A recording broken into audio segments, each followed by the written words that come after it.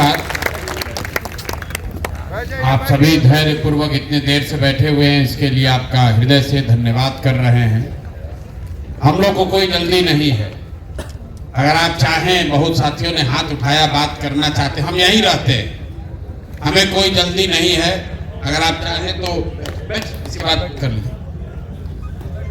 हम लोग 3-4 घंटे भी बैठ सकते हैं। जो लोग, अरे रखिए, इस बात कर लेंगे, बैठे बैठे।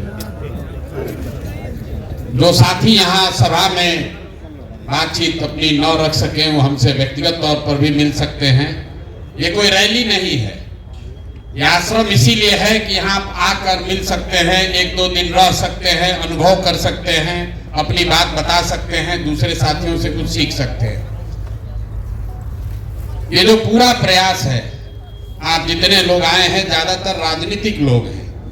ऐसा नहीं है कि पहले आपने कोई भाषण नहीं सुना, अच्छे विचार नहीं सुने, जीवन में कभी कोई अच्छा प्रयास होते नहीं देखा। आप तो सब लोग पहले राजनीति करते रहे। ऐसा भी नहीं है कि एससी समाज से लोग एमएलए एमपी नहीं बने। ये एकमात्र ऐसा समाज है जिसको पूरी भागीदारी बाबा साहब की वजह से मिली हुई है, फिर भी कोई फायदा नहीं हुआ। बाकी पिछड़ा समाज के लोग अगर कहते हैं कि भैया हम लोग को भागीदारी चाहिए, एससी समाज के लोग तो ये भी नहीं कह सकते। भागीदारी तो आपको बाबा साहब के वजह से पहले से मिली हुई है, कोई वो छीन नहीं सकता। इसलिए ये चिंतन की जरूरत है कि भागीदारी के बावजूद आपकी दशा क्यों नहीं सुधरी।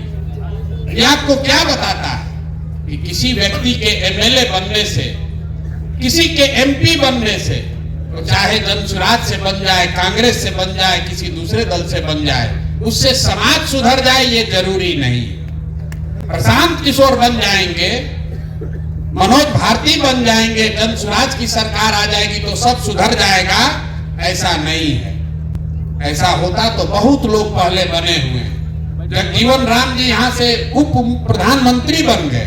हम उन्हीं के क्षेत्र सासाराम से आते हैं। वहां दलितों की स्थिति किसी दूसरे क्षेत्र के दलितों से अलग नहीं। रामविलास जी इतने लंबे समय तक बहुत बड़े नेता रहे, लेकिन पासवान समाज की स्थिति बहुत अच्छी हो बिहार में, ऐसा नहीं। मांझी जी यहाँ मुख्यमंत्री बने, अभी भी मुख्यमंत्री हैं, बड़े मंत्री हैं केंद्र में, लेकिन आज भी मांझी समाज की क्या स्थिति है ये आपसे छुपी नहीं है।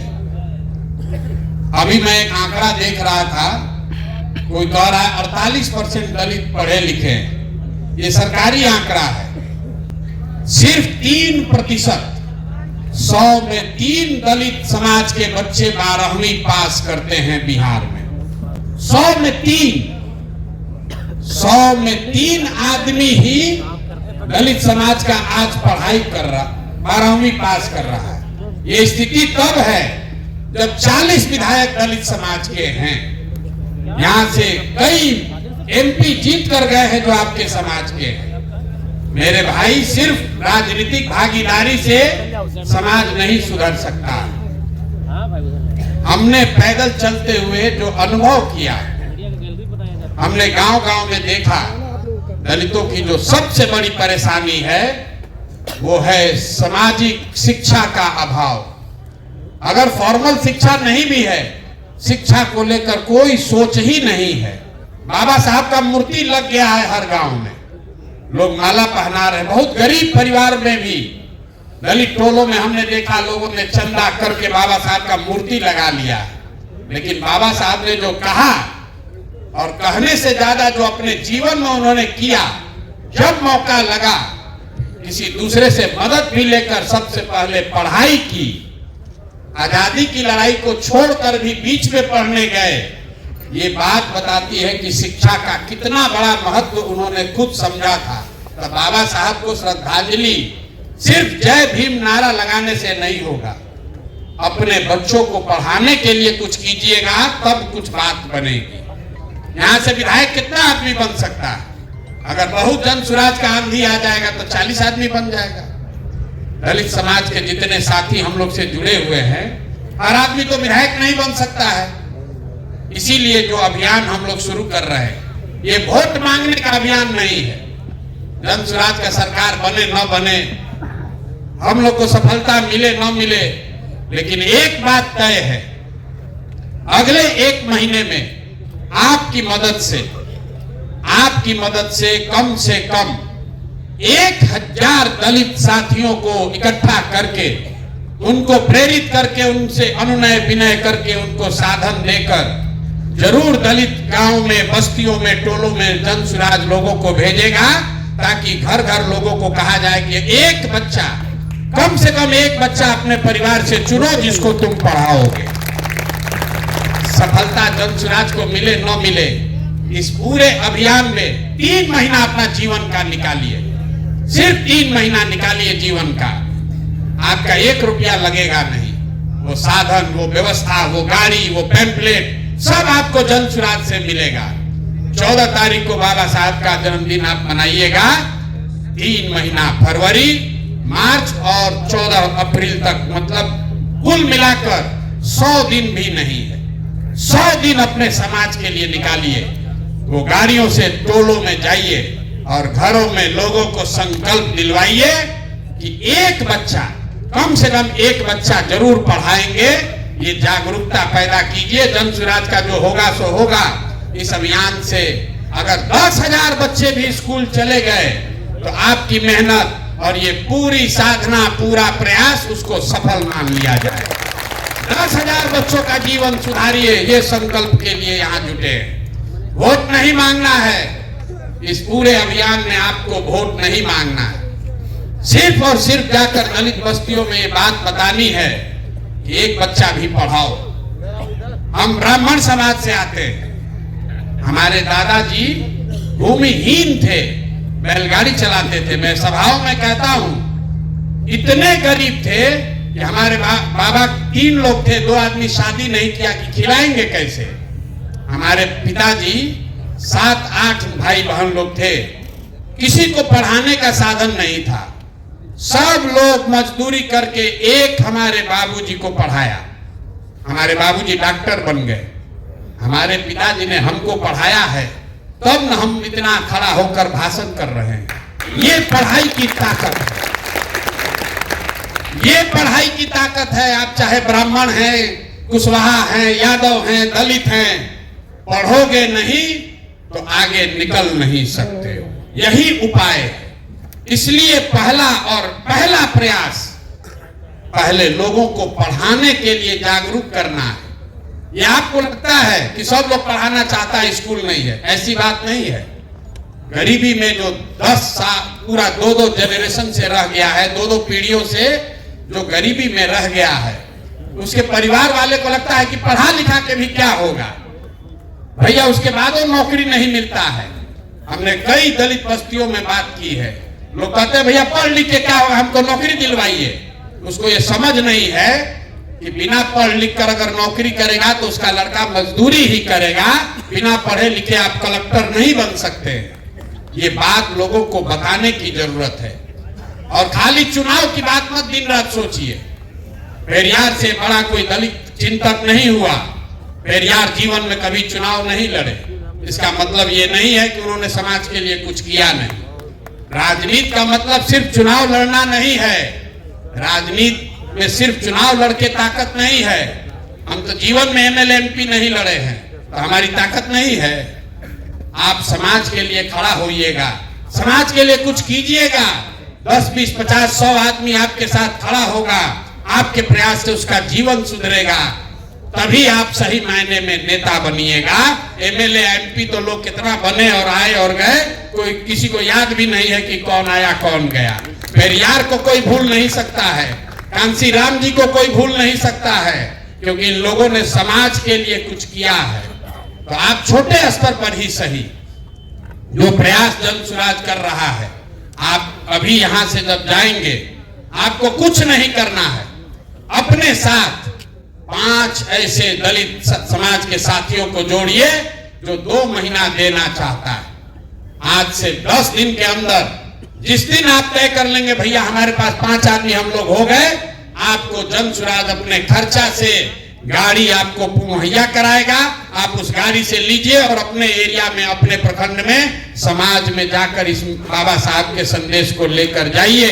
और हर प्रखंड से, एक प्रखंड में 15 से 20 पंचायत है, हर प्रखंड से 5 ऐसे साथियों को ढूंढिए, 5 ऐसे दलित समाज के युवाओं को ढूंढिए जिसको जन स्वराज प्रशिक्षित कर सके, जिनको हम लोग सिखा सके, जिनमें हम लोग साधन व्यवस्था लगाकर आगे नेतृत्व की क्षमता पैदा कर सके। इसमें बूढ़े लोगों को क्यों नहीं बुलाया जा रहा? जो बूढ़ा है उसका तो अनुभव है, वो तो राजनीति कर ही रहा। जो 20 साल से 40 साल का लड़का है, जो अनुसूचित जाति समाज का है, उसको मोबाइल चलाने आता है या नहीं आता है, उसको कोई ऊपर बढ़ाने वाला नहीं है, उसके बाबूजी विधायक नहीं है, उसके पास पैसा नहीं है, वो मुखिया लड़ सकता है, उसको कोई बताने समझाने वाला नहीं है। हर पंचायत से 5 ऐसे लड़कों को चुनकर निकालिए और 14 अप्रैल को जब हम लोग बाबा साहब का बर्थडे मनाने के लिए जुटेंगे तो ऐसे 50,000 बच्चों के लिए प्रशिक्षण की व्यवस्था, उनको राजनीति में आगे बढ़ाने की व्यवस्था जन स्वराज अपने खर्चे पर करेगा। वो सारे आपके समाज के बच्चे होंगे। इतना काम आप कर सकते हैं कि नहीं कर सकते? हो सकता है कि नहीं हो सकता है? सब लोग सोच के बताइए, हाथ मत उठाइए। हो सकता है ना भाई? और आपको कोई मॉनिटरिंग नहीं करेगा, कोई मॉनिटरिंग नहीं है कि गाड़ी आप लेकर कहाँ गए। आप गाड़ी ले जाके रिश्तेदार के यहाँ भी घूमिए, कोई दिक्कत नहीं। अपना बेटा बेटी के यहाँ भी घूमिए। लगना चाहिए ये जन स्वराज का एससी समाज का नेता है, इसको जन स्वराज से वो व्यवस्था मिली हुई है। अगल बगल का आदमी देखेगा तो कहेगा कि ये जन स्वराज का एससी समाज का नेता है। जाइए अपने रिश्तेदारों के यहाँ घूमिए, अपना बेटा बेटी के यहाँ, रिश्तेदार के यहाँ बता दीजिए कि जन स्वराज से जुड़ गए हैं, अब हम भी झोला लेकर घूमने वाले नहीं हैं। लेकिन अगर महीना में 20 दिन भी आप काम ठीक से कर दिए, 5 दिन आराम कीजिए, 5 दिन गाड़ी से अपने रिश्तेदार के यहाँ घूमिए। हम आपको सामने से कह रहे हैं, लेकिन कम से कम 15-20 दिन जरूर मेहनत कीजिए। 15-20 दिन जरूर मेहनत कीजिए। एक पंचायत में 1 दिन दीजिएगा तो 5 अपने अच्छे एससी समाज के बच्चों को ढूंढ कर निकाल लीजिएगा। 2 महीना समय है। एक प्रखंड में मुश्किल से 15-20 पंचायत है। 30 दिन, 35 दिन, 40 दिन काम कीजिए और आपके पंचायत से, हर पंचायत से 5-5 साथियों को ढूंढ कर निकाल लीजिए। 100 बच्चों का जीवन सुधारने का रास्ता आप बन सकते हैं, जरिया आप बन सकते हैं। इस संकल्प के साथ जाइए। एक आदमी इतना बड़ा मैसेज लेकर घर घर आप नहीं पहुंच पाइएगा। यहाँ कहने का बात है, ए भैया हम लोग घर लोगों को तैयार कर देंगे, नहीं कर पाइएगा। 2-2.5 करोड़ की आबादी है। 2 करोड़ की आबादी मतलब कम से कम 50 लाख परिवार। 50 लाख परिवार तक 500 आदमी नहीं पहुंच सकते हैं। लेकिन आपके जरिए अगर 50,000 बच्चे तैयार हो गए तो उनके जरिए घर घर पहुंचा जा सकता है। तो जब अप्रैल में 14 अप्रैल को 50,000 अंबेडकर वाहिनी के साथी खड़े होंगे तो जून में सब परिवार में जाकर हम लोग कोशिश करेंगे कि बच्चों को, एक बच्चों को कम से कम ले जाकर स्कूल में एडमिशन कराया जाए। तब ये अभियान पूरा होगा, जिसका दूसरा चरण है। तो पहले चरण में आज आपसे मिल रहे हैं। आपके पास 10 दिन का समय है। 10 दिन में 5 लोगों का अपना टीम बना लीजिए। 5 लोगों का टीम बना लीजिए और एक कोई युवा साथी जोड़िए जो आप काम कीजिएगा उसका वीडियो बनाए और सोशल मीडिया पर डाले। इस चीज को सीखिए, ये बहुत बड़ा हथियार है। प्रशांत किशोर गांव-गांव चले हैं, ये आपको कैसे पता है? आप में से बहुत सारे साथी आपके गांव में हम नहीं गए, आपने उसको सोशल मीडिया पर देखा। तो जो काम आप करते हैं उसको फेसबुक पर डालना सीखिए, तभी वो बात घर घर आपका पहुंचेगा, आपका प्रभाव बढ़ेगा। वरना आप सोचिएगा कि हम लोग तो दलित समाज का भैया नेता हैं, हम लोग को इस फेसबुक से कैसे काम चलेगा? बहुत लोग आकर कहता है, अपने आप को आप पीछे कर रहे हैं। लोग कहता है भैया हम लोग जिस समाज का नेता है वहां तो फेसबुक से क्या होगा, हम लोग तो नीचे उतर के काम करते हैं। आप नीचे उतर के काम कीजिए, लेकिन ये हथियार है, इसको अगर आप नहीं सीखिएगा तो आगे आप चाहे मुखिया का चुनाव लड़िए या पंचायत लड़िए, विधायक लड़िए, आप कहीं ना कहीं दूसरे पर आश्रित रहिएगा। लोग कहेगा ये देखिए दलित समाज का नेता है इसलिए इसको फेसबुक को नहीं समझ में आ रहा है। इसलिए जब ये संवाद कीजिए तो एक साथी अपने गाड़ी में जरूर बैठाइए जिसके पास ये फोन है, और जो वहां से फेसबुक पर आपका डाले कि आपने 4 बच्चों को क्या सिखाया, लोगों को क्या भाषण दिया, तो भले वहां 5 आदमी रहेगा, आपके फेसबुक पर 50 आदमी देखेगा, वो जानेगा कि आप वो आदमी हैं जो समाज के सुधार के लिए कोई प्रयास कर रहे हैं। तो काम क्या करना है, यहां से जाने के बाद अपने प्रखंड में 5 आदमी का टीम बनाना है और एक साथी ढूंढना है जिसको मोबाइल का, सोशल मीडिया का समझ है, उसको अपना असिस्टेंट, राजनीतिक असिस्टेंट बना लीजिए। जब गाड़ी आपको मिलेगी तो 5 गो नेता में से 1-2 आपके साथ बैठेगा, कोई बैठे ना बैठे, डिजिटल वाला, मोबाइल वाला लड़का जरूर बैठना चाहिए। जाइए और जहां जहां जाकर टोलों में आप संवाद करेंगे उसका वीडियो बनाइए और अपने फेसबुक पर डालिए, ताकि कोई मॉनिटरिंग नहीं है। और आप देखिएगा मेरा सिखाया हुआ चीज, 2 महीना के अंदर 4000-5000 आदमी आपको जान जाएगा आपके इलाके में कि आप ही वो आदमी हैं जो ये घर घर काम कर रहे हैं। जब आप जाएंगे संवाद करने तो जन सुराज ने जो वादा किया है, जन सुराज आएगा तो 5 चीज हो जाएगा। पलायन को रोक दिया जाएगा। सबसे ज्यादा पलायन कौन कर रहा है? दलित समाज के बच्चे कर रहे हैं। तो हम लोगों ने ये कहा है कि साल भर के अंदर, इसको याद रखिए, साल भर के अंदर मतलब 2026 के छठ के बाद किसी भी परिवार के बच्चे को मजबूरी में पैसे के लिए बिहार से पलायन, बिहार छोड़कर पलायन पर नहीं जाना पड़ेगा। उसको 10-12 हजार का रोजी रोजगार का व्यवस्था बिहार में किया जाएगा। अगर यहाँ पढ़ाई नहीं है तो सबसे ज्यादा कौन प्रभावित है? दलित समाज के बच्चे प्रभावित हैं। इसलिए हम लोगों ने क्या कहा, शिक्षा सुधारेंगे, फ्री में शिक्षा देंगे। तो 50 वर्ष से आप सुन रहे हैं। जन सुराज ये कह रहा है कि जब तक सरकारी स्कूल नहीं सुधरेगा तब तक आप अपने बच्चे को प्राइवेट स्कूल में भेजिए और फीस उसका सरकार भरेगी, ताकि आपका बच्चा भी अंग्रेजी स्कूल में पढ़ सके। तीसरी बात हम लोगों ने क्या कही, आपके घरों में जो महिलाएं हैं जिसको ब्याज पर रुपया नहीं मिलता है, किसी के यहाँ पैसे का जरूरत पड़ गया, हम गांव में चले, लोग बताता है 5% महीना पर, 5% महीना पर दलित परिवार में, अति पिछड़ा परिवार में, गरीब परिवार को लोन लेना पड़ता है। तो जन सुराज ने कहा कि 4% के सालाना ब्याज पर साल भर में 100 रुपया में सिर्फ 4 रुपया सूद लगेगा।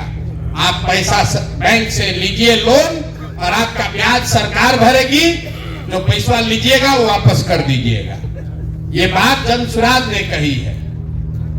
5 बात जो आपके नजरिए से सबसे जरूरी है, शिक्षा, पलायन और पूंजी। लेकिन इसके साथ साथ जब सब साथी हम लोग बैठे तो ये तय हुआ कि नहीं, इसके अलावा जो दलित समाज के अपनी चिंता है उनके लिए जन सुराज क्या करेगा, वो पर्चा भी आपको अभी 10 दिन में मिलेगा जब आप संवाद चालू करेंगे। तो जो पहला वादा किया जा रहा है, मैंने जो आपको आंकड़ा बताया कि सिर्फ 3% दलित समाज के बच्चे 12वीं पास कर रहे हैं। तो ये तय किया गया कि 10वां पास जो भी करेगा, जो भी दलित समाज का बच्चा 10th पास कर जाए, 50% अगर उसको मार्क्स आया है, 50 या ज्यादा, उसको कम से कम 2000 रुपया महीना का स्कॉलरशिप मिले, ताकि वो आगे का पढ़ाई जब तक चाहे वो कर सके। इस पर आपकी सहमति है कि नहीं है?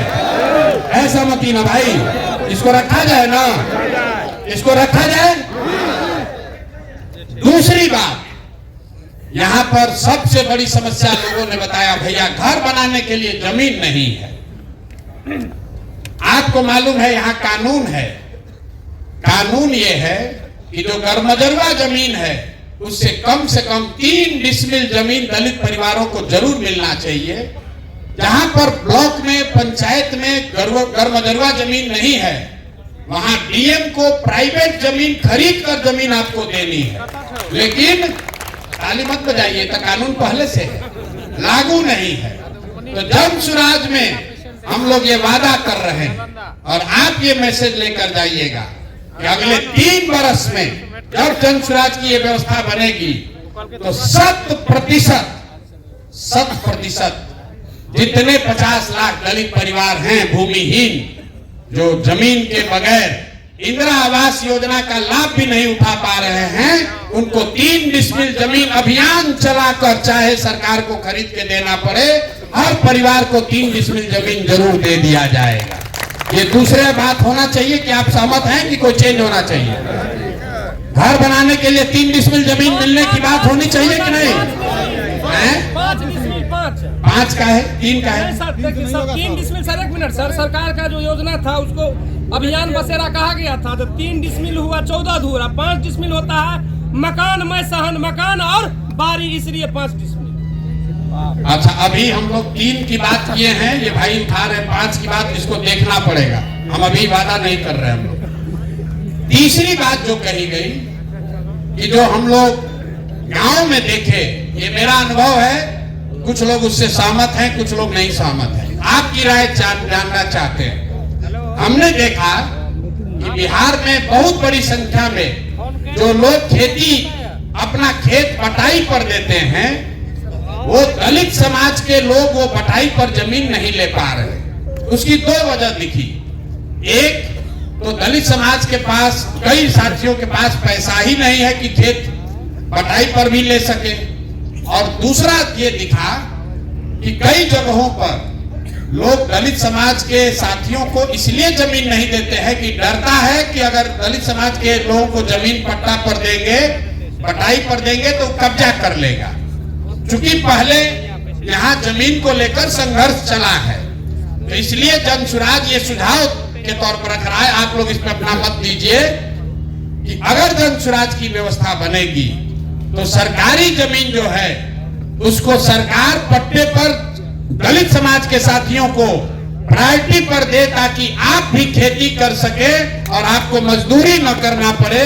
दलित समाज में एक बहुत बड़े वर्ग को किसानी से जोड़ा जाए, इसलिए ये हम लोग वादा करना चाहते हैं। चौथी बात जो कही गई कि दलित समाज के जो साथी हैं, जो कॉन्ट्रैक्टर बनना चाहते हैं, कुछ छोटा मोटा बिजनेस करना चाहते हैं, उनको पूंजी कर्जा नहीं मिलता है। तो एक विशेष अभियान चलाकर दलित समाज के युवाओं को ट्रेनिंग, प्रशिक्षण और उनको ऋण की व्यवस्था सरकारी गारंटी पर किया जाए, ताकि आपको बैंक में जमीन न रखना पड़े। आपके पास है ही नहीं तो आप गारंटी दे नहीं पाते, आपको लोन मिलता नहीं है, तो सरकार अपने गारंटी पर दलित समाज के प्रशिक्षित युवाओं को लोन मुहैया कराए। ये चौथी बात कहना चाहते हैं। और 5वीं बात जो राजनीतिक है, जितनी आपकी संख्या है, आपको रिजर्वेशन आरक्षित सीट पर मिला हुआ है। जन सुराज ये कह रहा है कि नहीं, जिन सीटों पर दलित समाज की संख्या है, वहां काबिल लोग हैं, वो सीट भले आरक्षित नहीं है, लेकिन अगर काबिल कोई दलित समाज का व्यक्ति है तो उसको भी चुनाव लड़ाया जाए, चाहे वो मुखिया की बात हो या विधायक की बात हो। हम आपको अपने अनुभव से बता रहे हैं। अभी रामगढ़ में चुनाव हुआ, रामगढ़ कैमूर में अभी उपचुनाव हुआ। वहां पर लोग कहते हैं कि ये चित्तौड़गढ़ है, यहाँ पर राजपूत छोड़कर दूसरा कोई नहीं जीत सकता। बसपा का भी वहां बड़ा प्रभाव है, लेकिन वहां पर आज तक कोई दलित विधायक ना लड़ा ना कोई जीता, जबकि सबसे बड़ी आबादी वहां पर करीब 25% आबादी दलितों की है। राजपूत वहां 12% है, 25% वहां पर अनुसूचित जाति समाज के लोग हैं, लेकिन उनको भागीदारी नहीं है। हम लोगों ने कोशिश की कि वहां पर कोई अनुसूचित जाति समाज का आदमी चुनाव लड़े, और आपको जानकर आश्चर्य होगा, बहुत प्रयास करने के बाद भी वहां दलित एक्टिविस्ट हैं, बसपा से जुड़े हुए बड़े बड़े दलित समाज के लीडर हैं, लेकिन किसी का हिम्मत नहीं पड़ा वहां कि जन स्वराज के खर्चा पर भी कोई चुनाव लड़ने के लिए तैयार नहीं हुआ। कहता ना भैया यहां नहीं चुनाव लड़ सकते। इसलिए ये जो पांचवी बात है कि जो सीट आरक्षित नहीं है, अगर वहां संख्या है, अगर वहां अनुसूचित जाति समाज का कोई काबिल व्यक्ति है तो उसको लड़ने का, भागीदार बनने का, लोकतांत्रिक प्रक्रिया में हिस्सा बनने का उसको अधिकार दिया जाए। एक और बात सुझाव के तौर पर आया है, अभी उसको शामिल नहीं किया गया है, वो है दलित थानों की बात। कुछ साथियों ने कहा कि ये भैया अनुमंडल के स्तर पर अनुसूचित जाति समाज के लिए विशेष थाने बनाए जाने चाहिए। ये आप समझते हैं कि बहुत जरूरी है कि इसके बगैर भी काम चल सकता है? अरे भैया जरूरी तो सब चीज है, 5-6 को चीज करना है, इसको शामिल करोगे तो एक चीज हट जाएगा। मतलब अनुसूचित जाति समाज के लिए हर प्रखंड में या अनुमंडल में थाना हो, ये कितना जरूरी है? जरूरी नहीं है सब जगह है भैया। आप फिर देख लीजिए, 5 ही चीज रख सकते हैं, तो 5 हमने आपको बता दिया। अगर थाना शामिल कीजिएगा तो कुछ एक चीज हटाना पड़ेगा, तो इसको हटा दिया जाए। हैं? पहले जो 5 बोले हैं वो ठीक है ना, उस पर सबकी सहमति है, उसी 5 को बना लिया जाए। एक चीज इसमें है कि जो पहला है स्कॉलरशिप, उसी 10वीं से ज्यादा जो पढ़ गया उसको कम से कम 2-2.5 हजार रुपया का सहायता, और साथ में ही जो दलित छात्रावास हैं उसका फिर से पुनर्निर्माण, पुनरुद्धार किया जाए, ताकि वहां पुस्तकालय और रहने की व्यवस्था, पढ़ने की व्यवस्था, वो पहला ही प्रॉमिस में उसको जोड़ा जा रहा है।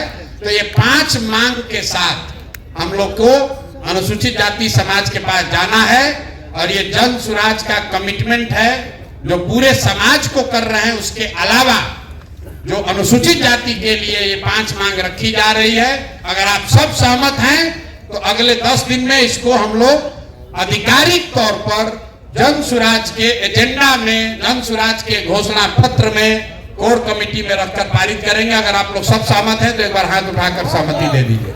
ये 5 मुद्दा शामिल कर लिया जाए ना भाई।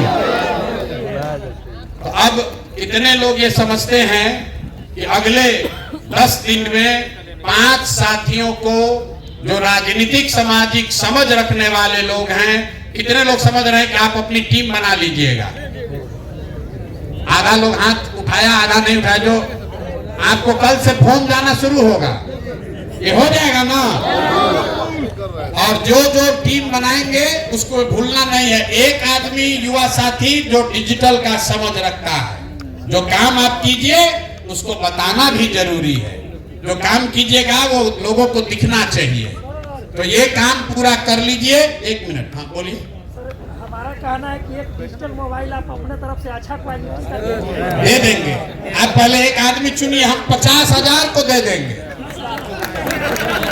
50,000 डिजिटल वाहिनी, जितने आप अम्बेडकर वाहिनी चुन कर लाए, आपने सुना नहीं, जितने 50,000 बच्चे आप चुन कर लाएंगे जो अम्बेडकर वाहिनी बनेंगे, उनको मोबाइल, उनको उनका रिचार्ज, उनको आगे का प्रशिक्षण, वो सब काम जन स्वराज के खर्चे पर किया जाए। पहले आप आदमी को खोजो यार, पहले आदमी को ना, मोबाइल लेने वाला नहीं, मोबाइल लेने वाला नहीं, जो उसको लेकर समाज के लिए कुछ करे उसके लिए। इसीलिए पहले आपको गाड़ी नहीं दे रहे, आप 10 दिन में काम करके दिखाइए, गाड़ी आपको मिल जाएगी। उस गाड़ी से आप राजनीति कीजिए, अपनी पहचान बनाइए, अपने समाज के लोगों का भला कीजिए। जन स्वराज जीते चाहे हारे, 2 महीना मेहनत करोगे, कम से कम अपने प्रखंड में सबसे सशक्त चेहरा आप बन जाओगे। ये काम हर हालत में करना है। आपका इस्तेमाल बहुत लोगों ने किया है। लोग कहता है भैया हम लोग का इस्तेमाल बहुत लोग करता है। अरे कम से कम अब आपके पास अवसर आया है, आप जन स्वराज का इस्तेमाल करके 2 कदम आगे बढ़ जाइए। इतना तो होना चाहिए ना भाई। बहुत लोग कह रहा है प्रशांत किशोर पागल हो गया है, इसका पैसा लोग लूट लेगा। हमको भरोसा है कि जिस समाज में लोगों ने सिर्फ दिया है, कुछ लिया नहीं है, उसमें हम ये ताकत लगा रहे हैं। आप पर हमको भरोसा है, आप कोई धोखा नहीं करेगा, कोई धोखा नहीं करेगा, हमको मालूम है कोई धोखा नहीं करेगा, कोई धोखा नहीं करेगा, हमको ये मालूम है। ये सुविधा सवर्णों को नहीं दी जा रही, ये सुविधा ओबीसी वर्ग को नहीं दिया जा रहा, सिर्फ 3 समाज के लोग, महिलाएं, अनुसूचित जाति, मुसलमान और अति पिछड़ा समाज के लोगों में नीचे से नेतृत्व खड़ा हो, इसके लिए जनसुराज ये व्यवस्था बना रहा है। तो आप, और उसमें भी हमेशा की तरह सबसे पहली शुरुआत आपके द्वारा की जा रही है। सबसे पहला बैठक आपका महिलाओं का हुआ और अब आपका हो रहा है। 10 दिन के अंदर आज तक आपने राजनीति किया, अपना घर का आटा गीला किए, अपना रुपया लगाए, अपना पसीना बहाए, और फिर नेताजी के पीछे पीछे घूमे, कुछ नहीं हासिल हुआ। अब जनसुराज ये कह रहा है कि जनसुराज का साधन लीजिए, अपनी ताकत लगाइए, जनसुराज का कुछ हो या ना, कम से कम अपनी पहचान बनाइए, अपने समाज के लोगों के लिए कुछ अच्छा कर लीजिए। इतना काम तो कर लीजिएगा ना भाई, कर लीजिएगा ना। तो 14 तारीख को बाबा साहब का जब जन्मदिन मनेगा तो 50,000 अंबेडकर वाहिनी बिहार से होंगे कि नहीं होंगे? होंगे ना।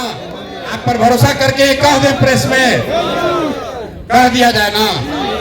और एक अंतिम बात, ठीक हो जाएगा, अंतिम बात, ये गांधी और बाबा साहब की जो बात, जब हम पैदल चलना शुरू किए तो बहुत लोगों ने कहा तो गांधी जी का फोटो लगाए हैं भैया, इसमें बाबा साहब का भी फोटो होना चाहिए। और जितने लोग यहाँ बैठे हैं, लोगों से घंटों घंटा हमारी बहस हुई है, इसलिए नहीं कि हमको बाबा साहब का फोटो लगाना नहीं था। हम ये चाहते हैं कि आप इस चीज को समझिए कि ये क्यों दोनों फोटो साथ में है। सिर्फ फोटो साथ में नहीं है, ये देश में पहला ऐसा राजनीतिक प्रयास है जिसमें गांधी के विचारधारा को मानने वाले और अंबेडकर के विचारधारा के मानने वाले लोग साथ में आ रहे हैं, ताकि गोडसे की विचारधारा को हराया जा सके। तो एक ही सूत्र आप समझिए, बाबा साहब ने क्या कहा, गांधी जी ने क्या कहा। हमने लोगों को यही पूछा कि आप ये बताओ कि अगर आज बाबा साहब होते और आज गांधी जी भी होते और भाजपा की सरकार होती, तो बाबा साहब भाजपा की सरकार से समझौता करते कि गांधी के साथ चलते? गांधी के साथ चलेंगे बाबा साहब की गोडसे के साथ चलेंगे? गांधी के साथ। और गांधी जी किसके साथ चलेंगे, बाबा साहब के साथ चलेंगे कि गोडसे के साथ चलेंगे? तो भाई, आप अपने समाज का एक्टिविस्ट बनकर रह सकते हैं, अम्बेडकराइट है, आप अम्बेडकराइट बनकर रह सकते हैं, लेकिन अगर चुनावी सफलता चाहिए तो कोई एक वर्ग अकेले चुनाव नहीं जीत सकता है। किसी न किसी के साथ आपको सामाजिक राजनीतिक गठजोड़ बनाना पड़ेगा।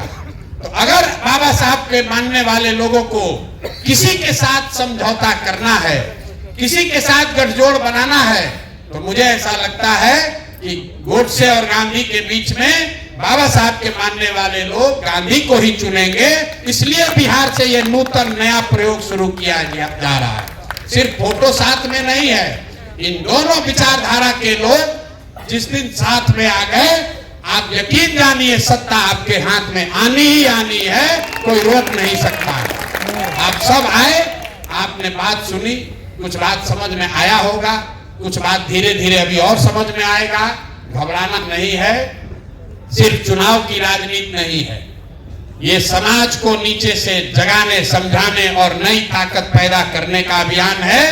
इसमें जुड़े हैं, आपसे हम कुछ सीखेंगे, हमसे आप कुछ सीखिएगा, दोनों सब मिलकर एक बेहतर व्यवस्था बनाएं जहां आपके हमारे बच्चों को गरीबी, भूखमरी का शिकार ना होना पड़े।